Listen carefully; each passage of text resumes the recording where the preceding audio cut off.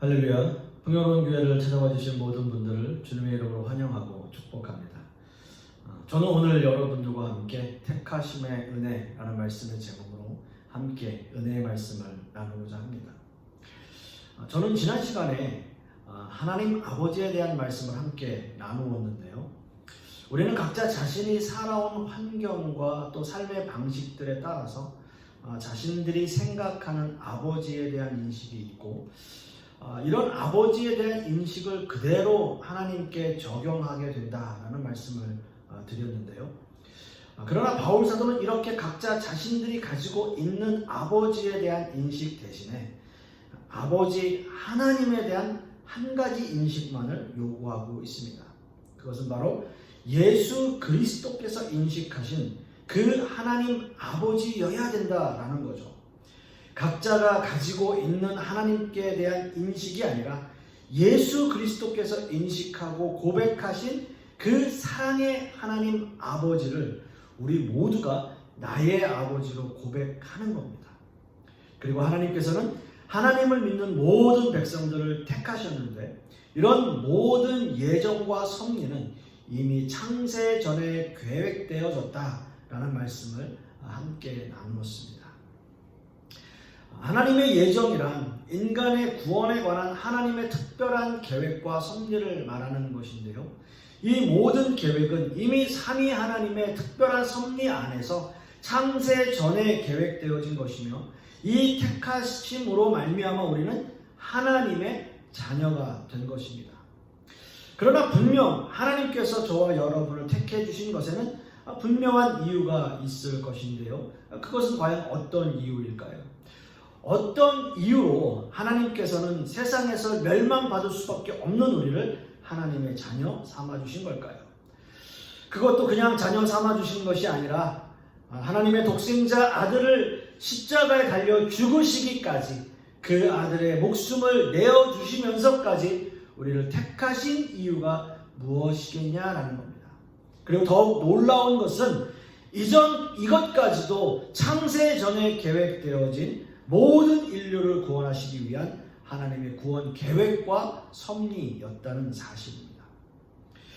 저도 오늘 말씀을 통해서 하나님의 구원 계획과 섭리 안에서 우리를 택하심에 대한 이유와 목적에 대하여 함께 말씀을 나누기를 소원합니다. 오늘 이거 보면 4절의 말씀을 우리가 함께 봅니다. 곧 창세 전에 그리스도 안에서 우리를 택하사 우리로 사랑 안에서 그 앞에 거룩하고 흠이 없게 하시려고 라고 말씀하고 있습니다. 오늘 이 말씀을 통해서 바울 사도는 하나님께서 우리를 택하신 이유가 거룩하고 흠이 없게 하시려는 것이다 라고 말씀하고 있어요. 거룩하고 흠이 없는 것입니다. 여러분, 거룩은 하나님의 속성 중에 하나입니다. 하나님은 거룩하세요. 거룩이라고 하는 단어는 원어적 의미상 분리 또는 차단이라는 의미를 가지고 있습니다. 즉, 거룩이라는 것은 불의와 부정과 엄격히 구별되는 것을 의미하고 있는 거죠. 따라서 하나님은 불의한 것과 완전히 구별되어진 참으로 거룩하신 하나님이신 것이죠. 따라서 하나님은 우리에게도 이런 거룩함을 요구하십니다. 레위기 11장 44절의 말씀을 인용한 베드로전서 1장 15절에서 16절 말씀엔 오직 너희를 부르신 거룩한 이처럼 너희도 모든 행실에 거룩한 자가 되라. 기록되었을 때 내가 거룩하니 너희도 거룩할지어다 하셨느니라 라고 말씀하고 있습니다. 거룩은 하나님의 속성이지만 하나님께서는 이 거룩한 속성을 모든 하나님의 백성들에게 나타나기를 원하십니다. 이렇게 거룩은 우리의 내면적 성결이라면 흠이 없는 것은 우리의 외적인 순결함을 의미하는 것이죠. 구약시대에 하나님 앞에서 제사를 드릴 때 어떤 제물도 흠이 있고 점이 있는 것은 하나님 앞에 드릴 수 없었습니다. 그런 제물은 하나님이 기뻐 받으시는 제물이 아니었어요. 민수기 28장 31절 말씀을 보시면 너희는 다 흠 없는 것으로 상번제와 그소제와 전제 외에 그것들을 드릴 것이니라 라고 말씀하고 있습니다. 이 말씀은 모든 제사에서 흠이 있는 것은 하나님 앞에 드릴 수 없음을 백성들에게 선포하는 말씀입니다. 심지어 출애굽을 준비하는 이스라엘 백성들은 6월절이 오기 일주일 전에 어린 양을 잡아놓았어요. 여러분 왠지 아십니까? 혹시 하나님 앞에 드려지는 어린 양이 병이 들었거나 무슨 이상이 있을지 모르니까 한 일주일 정도 시간을 두고 보면서 건강을 체크하는 거예요. 그리고 이상이 없으면 하나님 앞에 드려지는 제물이 되었던 겁니다. 여러분 한번 생각해 보세요. 지금 애굽을 탈출하기 위해서 모든 백성들이 정말 긴장 상태였을 거예요. 심지어는 6월절 고기를 모든 가족들이 서서 허리에 띠를 띠고 발에 신을 신고 먹으라는 하나님의 명령도 있었습니다. 그냥 우리 생각에는 아무거나 잡아서 빨리 제물로 드리고 탈출을 해야 하지 않을까 생각하는데 하나님은 전혀 그렇게 말씀하시지 않으십니다. 사랑하는 성도 여러분, 이 말씀이 우리에게 주는 메시지는 무엇일까요? 거룩하고 흠이 없게 하신다는 의미는 과연 무엇일까요? 예, 그렇습니다. 거룩한 삶, 흠이 없는 삶을 이야기하는 거예요. 하나님 앞에 드려지는 예물이 거룩하고 흠이 없는 예물이어야 하는 것처럼 신약 시대를 살아가는 저와 여러분의 삶이 하나님 앞에 드려지는 거룩한 예배의 삶이어야 한다는 것을 의미하는 거죠. 사랑하는 성도 여러분, 저는 저 자신과 여러분들에게 한번 질문하고 싶습니다. 우리는 얼마나 거룩한 예배, 그리고 얼마나 거룩한 삶을 살기 위해서 노력하고 있습니까?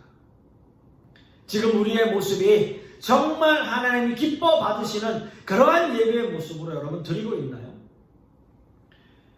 A.W. 토종 목사님은 현대 교회들을 비판하시면서 이런 말씀을 하셨어요. 안타깝게도 이제 대부분의 집회에서는 하나님을 향한 경외심을 찾아보기 힘들게 되었고 몸된 교회의 연합을 맛볼 수 없으며 엄숙하고 고요함과 경의와 거룩한 두려움과 하나님의 임재를 느낄 수 없다. 그 대신 때로는 맥 빠진 듯한, 때로는 공연히 목청만 높이는 찬송 인도자가 어색한 농담을 늘어놓고 난다. 또 회중이 부를 곡을 소개할 때마다 사회자가 각 순서의 진행을 매끄럽게 하려고 애쓰면서 한물간 개그맨이나 사용하는 대사나 은어를 동원하기도 한다 라고 말씀하고 있습니다. 이것이 지금 이 시대의 교회의 현실이라는 거예요. 물론 모든 교회들이 그런 것은 아니지만 교회 안에 물들어 있는 어떤 엔터테인먼트와 쇼 오락적인 예배 형식은 많은 신학자들이 엄중히 경고하고 있는 현대 교회의 특징들입니다. 아마 저 역시도 이런 부분에서 자유롭지는 못함을 여러분들에게 고백합니다. 우리가 드리는 이 한 시간의 예배로는 우리의 신앙을 논할 수 없습니다. 예배는 삶이어야 하고 삶은 예배여야 하는 거죠. 그럼에도 불구하고 우리는 한 시간 드려지는 예배를 그저 견디기에 급급합니다. 거룩하고 흠이 없는 예배는 여러분 자신을 드리는 예배입니다. 하나님이 기뻐 받으시는 예배는 지금 우리 교회의 예배 형식에 있는 것이 아니라 얼마나 여러분들이 하나님 앞에 거룩하고 흠이 없는 모습으로 예배다운 그러한 모습으로 여러분들의 삶을 살아가고 있는가라는 게 중요하다는 거죠. 온 마음과 정성을 다하는 진실한 예배만이 하나님이 기뻐 받으시는 예배가 될 거예요. 그리고 그 예배의 모습 그대로 우리는 살아내는 거죠. 이것이 진정한 예배이고요. 이것이 하나님께서 거룩하고 흠이 없게 하신 진정한 이유이며 또한 우리를 택하신 이유입니다. 이러한 거룩한 예배의 삶을 사시는 저와 여러분 되시기를 간절히 소망합니다. 이어서 오늘 본문의 말씀 5절의 말씀을 우리가 함께 봅니다. 그 기쁘신 뜻대로 우리를 예정하사 예수 그리스도로 말미암아 자기의 아들들이 되게 하셨으니 아멘. 하나님은 우리를 택하신 분명한 목적이 있으세요.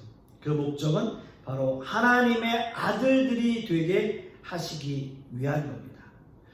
먼저 우리가 4절의 본문에서 보면 바울사도는 우리를 택하사라는 단어를 사용하였고요.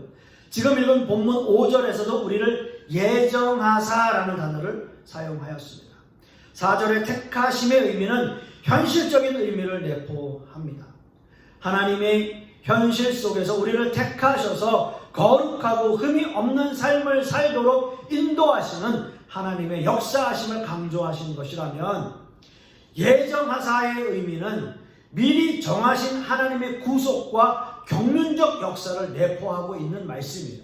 즉 아들들이 되게 하신 것이 미리 정하신 하나님의 계획과 섭리 안에 있다라는 의미인 것이죠. 또 한 가지 오늘 말씀에서 중요한 말씀은 바로 5절 상반절에 있는 그 기쁘신 뜻대로라는 말씀이에요. 그 기쁘신 뜻대로.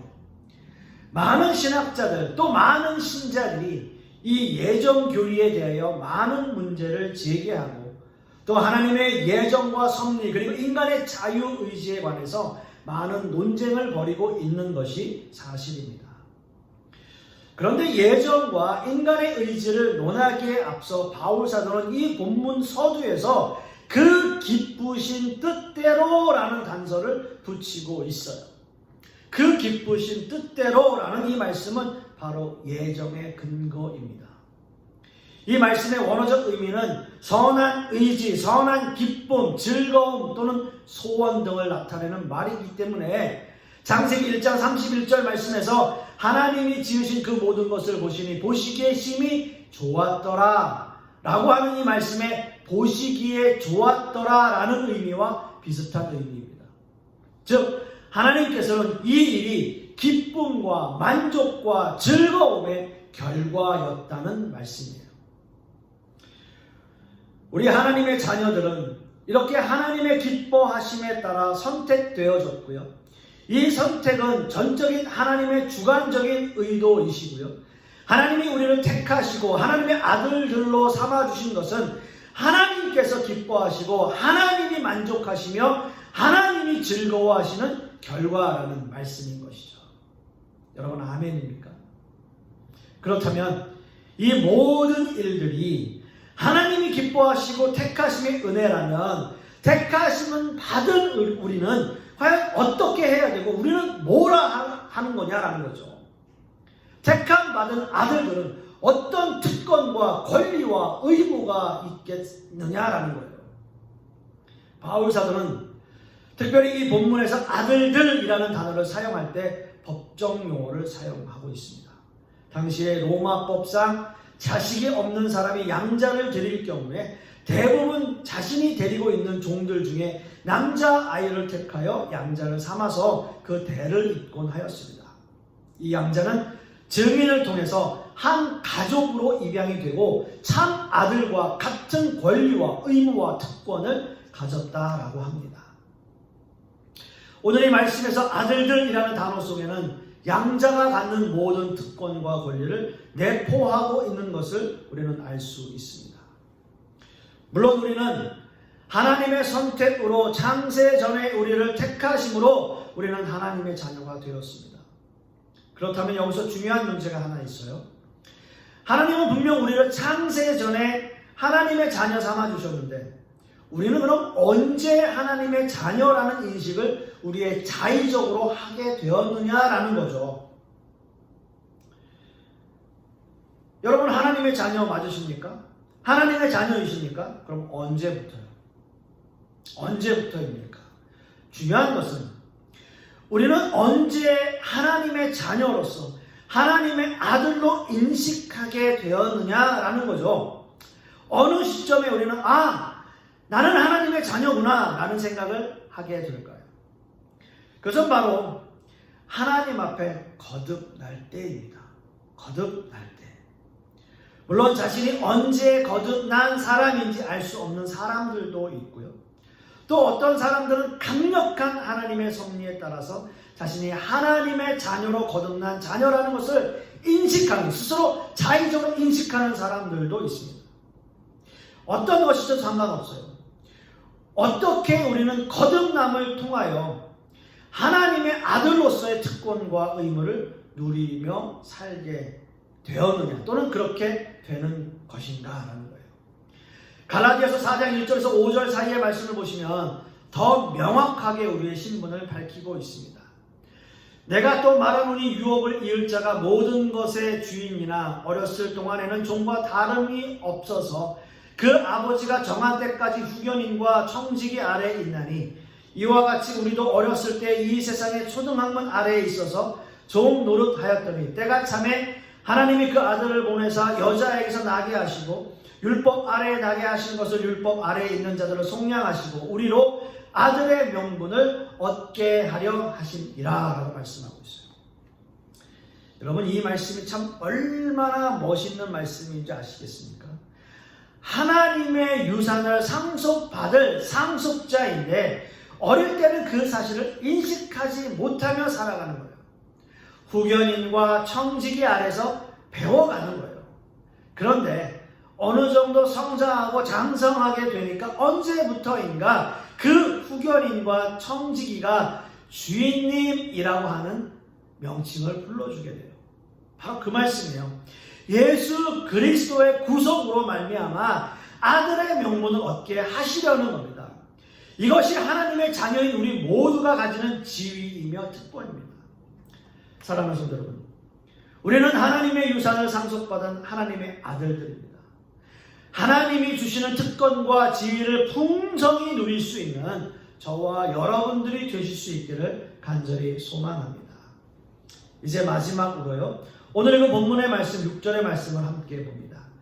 이는 그가 사랑하시는 자 안에서 우리에게 거저 주시는 바 그의 은혜의 영광을 찬송하게 하려는 것이라. 아멘. 오늘 이 마지막 본문은 모든 하나님의 예정과 섭리의 종국적인 목적을 나타내고 있습니다. 즉 하나님께서 우리를 택하시고 거룩하고 흠이 없게 하시며 하나님의 아들들이 되게 하신 모든 이유는 하나님께만 영광을 올려드리고 하나님께만 감사와 찬양을 올려드리기 위한 것이다 라는 거예요. 사랑하는 성도 여러분, 우리는 오늘 이 마지막 본문을 통해서 이 세상에 우리가 존재하는 분명한 이유와 목적을 발견하게 됩니다. 우리가 이 세상을 사는 이유는 하나님께 영광을 올려드리는 삶을 살기 위해서입니다. 그리고 바울 사도는 이 모든 은혜가 사랑하시는 자 안에서 거저 주어진 것임을 말씀하고 있어요. 거저 주신 은혜, 값없이 주신 은혜, 그 은혜로 말미암아 우리는 하나님께 영광을 올려드리는 삶을 살게 되는 거예요. 과연 값없이 거저 주신 은혜는 과연 어떤 은혜일까요? 저는 오늘 이 마지막 본문에서 거저 주시는 바라고 하는 이 문장으로 좀 더 깊은 은혜를 함께 나누기를 소원하는데요. 우리의 삶이 하나님께서 주시는 은혜와 영광을 찬송하기 위한 삶인 것은 분명한데 오늘의 본문에서는 이 모든 것들이 거저 주시는 은혜라는 말씀을 하고 있습니다. 거저 주시는 것은 우리에게 어떤 가치가 있을까요? 이런 말씀 들어보셨어요? 옛말에 공짜라면 양잿물도 마신다라는 말 여러분 들어보셨을 겁니다. 공짜라면 너무들 좋아하잖아요. 그런데 공짜로 주는 것 치고 과연 가치 있는 것이 얼마나 있을까요? 대부분 공짜로 끼워주는 것들은 본 상품에 비해서 값어치가 떨어지기 마련이에요. 대부분 공짜로 주는 물건들은 뭔가 좀 허접한 데가 있어요. 반면에 모든 것이 그런 것은 아니지만 대부분 가치가 있는 것들은 좀 비싼 물건이죠. 흠이 없는 물건이죠. 옛말에도 물건을 잘 모르면 비싼 값을 주고 사는 것이 맞다라는 말 있지 않습니까? 그만큼 그 돈 값어치를 한다라는 거죠. 그런데 모든 것이 이런 세상적 이치를 따르는 것은 아니에요. 오늘 말씀에서 바울 사도는 우리에게 거저 주시는 은혜가 있다고 말씀하십니다. 값없이 거저 주시는 은혜이지만 우리가 값을 치르지 않는다고 해서 가치가 없는 것이 아니라 정말 소중한 값어치가 있다라고 하는 거예요. 로마서 3장 24절 말씀에 그리스도 예수 안에 있는 속량으로 말미암아 하나님의 은혜로 값없이 의롭다 하심을 얻은 자 되었느니라 라고 말씀하고 있어요. 그러나 여러분, 요즘 교회는 이런 값이 없는 은혜 때문에 문제예요. 값없이 거저 주어진 은혜이므로 어느 누구도 그 은혜를 값어치 있게 다루고 있지 않기 때문입니다. 신학자 본 회퍼는요, 값비싼 은혜라는 글에서 이런 말을 했어요. 값싼 은혜는 우리 교회의 철천지 원수다. 값싼 은혜란 싸구려 상품이요 떠리로 팔아버린 성례전이다. 값싼 은혜란 교회 창고에 무진장 쌓여 있어서 언제나 손쉽게 무제한으로 제공될 수 있는 것과 같다. 한마디로 그런 은혜는 대가나 노력이 없이 얻는 은혜다. 그리고 값싼 은혜란 참회가 없는 사죄요, 교회의 치리가 없는 세례요, 죄의 고백이 없는 성만찬이요, 개인적인 참회가 없는 사죄다. 값싼 은혜란 뒤따름이 없는 은혜요, 십자가가 없는 은혜요, 인간이 되시고 살아계시는 예수 그리스도가 없는 은혜다 라고 말하고 있습니다. 사랑하는 성도 여러분, 우리가 받은 은혜가 이렇게 값어치가 없습니까? 저와 여러분이 받은 은혜가 이 정도밖에는 안 되나요? 그렇지 않습니다, 여러분. 하나님이 값없이 주셨다고 해서 하나님마저도 어디서 거저 가지고 오신 것이 아니에요. 하나님은 이 은혜를 거저 주시기 위해서 자신의 독생자 아들의 예수 그리스도의 목숨을 담보로 내어주셨어요. 방금 제가 읽어드린 로마서 3장 25절의 말씀처럼 예수 그리스도 안에 있는 속량으로 말미암아 라고 말씀하고 있습니다. 예수님의 십자가의 속량으로 말미암아 우리는 그 구원의 은혜를 거저 얻게 되었다라고 하는 거예요. 이것보다 더 가치 있고 소중한 것이 어디 있습니까? 사실 이 은혜는 우리에게 너무나 값비싼 은혜예요. 어느 것과도 바꿀 수 없는 은혜입니다. 이 은혜의 보물을 발견한 사람은 자신의 전 재산을 주더라도 그 밭을 사게 되는 거예요.